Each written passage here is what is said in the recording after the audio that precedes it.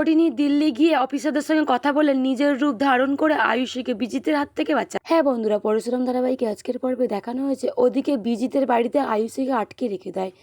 আয়ুষে ভীষণই কান্নায় ভেঙে পড়ে। বিজিতকে সে ভীষণই ভালোবাসতো মন থেকে। এদিকে বিজিত আয়ুষীকে পরিষ্কারভাবে জানিয়ে দেয় যে যে যে মেয়ে ওকে মন থেকে ভালোবেসেছে তাকেই শিবানীর মতো খুন হতে হয়েছে। আয়ুষী একথা শুনে ভীষণই রেগে যায় আর বিজিতের কলার ধরে চিৎকার করে বলে ওঠে, হ্যাঁ আমি কি তোমাকে ভুল করেছিলাম ভালোবেসে? তোমাকে আমি মন থেকে ভালোবেসেছিলাম। তখনই আয়ুষীকে ধাক্কা মেরে বিজিত মাটিতে ফেলে দেয়। আসলে বিজিত কি চাইছে? একের পর এক মেয়ের সঙ্গে ভালোবাসার প্রতারণা করে খুন করছে। কাটা ঘায়ে নুনের ছেড়ে দিতে টোটিনিকে ফোন করে বিজিত আর বলে, পরশুরামের শ্রাদ্ধ এখনো করনি? কেন করনি এখনো? করে নাও করে নাও। এদিকে টোটিনি ভীষণই চিন্তায় পড়ে যায়। হঠাৎ করে কে ফোন করে এরকম কথাবার্তা বলছে? ওদিকে আয়ুষী মাটি থেকে উঠে পড়ে, চমকে যায় এ কথা শুনে। বিজিতের ভাড়া করা গন্ডা পরশুরামকে তুলে নিয়ে গিয়ে নদীর জলে গভীরের দিকে ফেলে দিয়েছিল সে কথাও জানিয়ে দেয় টোটিনিকে। এদিকে টোটিনি একথা শুনে কান্নায় ভেঙে পড়ে। বাচ্চারা ভীষণই কাঁদছে, কারণ তার পাকে এতদিন দেখতে পায়নি।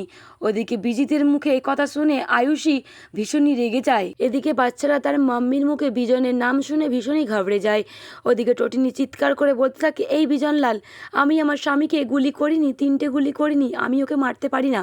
ওদিকে বিজনলাল টোটিনিকে জানিয়ে দেয় যে পরশুরামকে টোটিনি মারেনি, সৌরভ মেরেছে আমার কথাতে।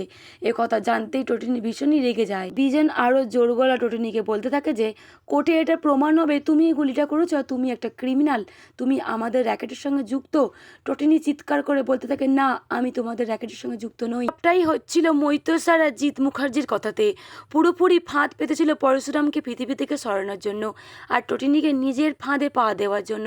টোটিনি খুব বাড়াবাড়ি করছিল, কারণ সবজি মার্কেটে সৌরভকে যে সবজি মার্কেটে যে টোটিনি সৌরভকে এরকমভাবে অপমান করেছে, সেই অপমানটা মেনে নিতে পারেনি সৌরভ। তাই তো পরশুরামকে মেরে তাদের শখ মেটেনি, আবারও টোটিনিকে মারার জন্য প্ল্যান করছে।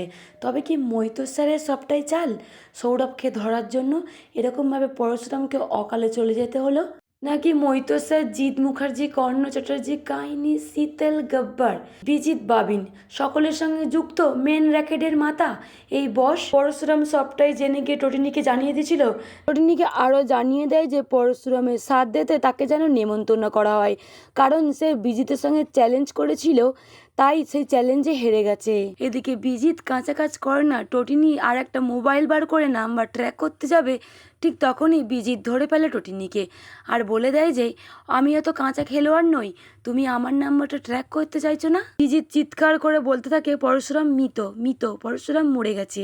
এদিকে টোটিনি ভীষণই ঘাবড়ে যায়, কারণ পরশুরামের মৃত্যুর খবর অনেকক্ষণ আগেই পেয়ে গেছে টোটিনি। বিজিত একের পর এক ফোনের সিম পাল্টায় আর সকলকে ফোন করতে থাকে। ওদিকে টোটিনি ট্র্যাক করতে চাইলে কিছুতেই ট্র্যাক করতে পারে না। তবে কি টোটিনি ট্র্যাক করতে পারবে? বিজিতকে ধরে আনতে পারবে? আয়ুষীকে উদ্ধার করতে পারবে? এদিকে টোটিনি তার বাচ্চাদেরকে জড়িয়ে ধরে নিজেও কাঁদতে শুরু করে দেয়। কি করে আনবে পরশুরামকে, কোথায় পাবে তার দেখা? এদিকে লাট্টু পিকো জোর গলায় বলতে থাকে, মাম্মি তুমি পাকে শ্যুট করেছো, কেন শ্যুট করেছো?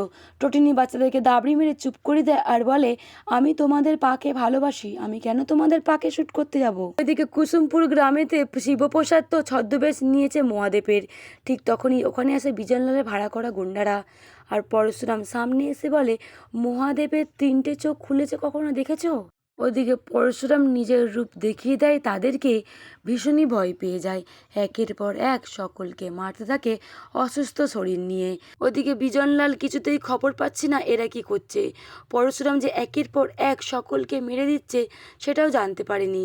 শেষ পর্যন্ত বিজনলাল আসে আবারও কুসুমপুর গ্রামেতে। এসে সচক্ষে দেখে শীতল পরশুরামকে বাঁচিয়ে তার সেবা যত্ন করছে আর হসপিটাল থেকে বন্ডে সই করে কুসুমপুর থেকে মুক্তারপুরে নন্দার বাড়িতে নিয়ে গিয়ে রেখেছে। এদিকে মায়া বলরাম দেখা করতে যায় পরশুরামের সঙ্গে। সবটাই কন্ট্যাক্ট ছিল বলরামের সঙ্গে পরশুরামের। একের পর এক আপডেট দিতে থাকে মায়া বলরাম পরশুরামকে। ওদিকে বস উঠে পড়ে লেগেছে টোটিনির পিছনেতে, কিভাবে তাকে ফাঁসাবে আর জেলে পাঠাবে। এদিকে মুখার্জি বাড়িতে হইচই পড়ে যায়। জিৎ মুখার্জির পুরো কুকান কাণ্ডের কথা সকলেই জানতে পেরে যায়। পুরো র্যাকেট যে চালাচ্ছে সেটা হলো জিৎ মুখার্জি। এদিকে নন্দিনী টটিনির পাশে দাঁড়িয়েছে, তবে কি সবটাই মিথ্যে? এদিকে নন্দিনী টটিনির পাশে দাঁড়িয়েছে, তবে কি সবটাই মিথ্যে? এদিকে জিৎ মুখার্জির কথা শুনছে, বাবিনেরও কথা শুনছে। টটিনি সন্দেহ চোখে নন্দিনীকে দেখে, কারণ বাবিন বাড়ি ফিরতেই টটিনি জিজ্ঞাসাবাদ করে, আর সেটা নন্দিনী পুরোপুরি বারণ করে দেয় যাতে ওকে কিছু না বলা হয়। ওদিকে পরশুরামকে ভালোবাসে সেটা নিজের মুখে স্বীকার করে শীতল, তাই তো তাকে বাঁচিয়েছে।